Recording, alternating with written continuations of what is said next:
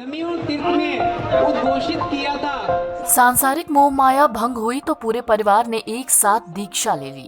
जी हाँ, छत्तीसगढ़ के राजनांदगांव में पूरा का पूरा परिवार सांसारिक मोह माया त्याग कर जैन साधु साध्वी की दीक्षा ले चुका है। जैन समाज के डाकलिया परिवार के 6 सदस्य, माता पिता, 2 बेटे और 2 बेटियों ने संयम के मार्ग पर चलने का फैसला किया।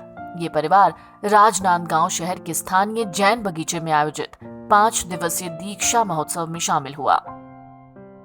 परिवार की माने तो अब पूरा जीवन सांसारिक मोह माया को त्याग करके बिताना है, गुरुओं से आशीर्वाद लेकर संयम के मार्ग पर चलना है। हालांकि इस दौरान इस परिवार के एक सदस्य की तबीयत खराब थी, जिस वजह से उसने दीक्षा नहीं ली। परिवार की ये सदस्य 5 फरवरी को राजिम में दीक्षा लेंगी। देखिए, सांसारिक जीवन में प्रभु की कृपा से, बड़ों के आशीर्वाद से कहीं कोई कमी नहीं थी।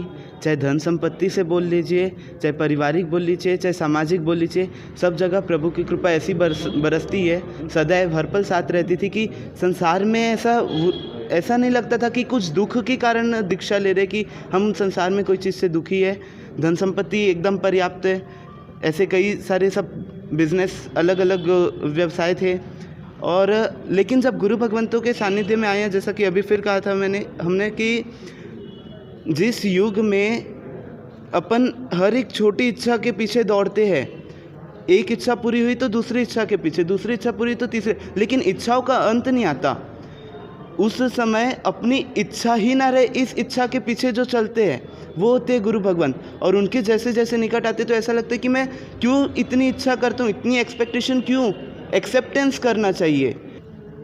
तो ये जो मनुष्य जन्म मिला है, इसकी सार्थकता इसमें कि जो अपन खुद है, अपन आत्मा है, उस आत्मा के लक्ष्य को, उस आत्मा को अब दुखी नहीं करना, इच्छाओं के पीछे भगा के उसको सुखी करे और समाज की सेवा भी कर सके, मानव सेवा कर सके, उस लक्ष्य के साथ ये संयम जीवन ग्रहण करने की भावना आई।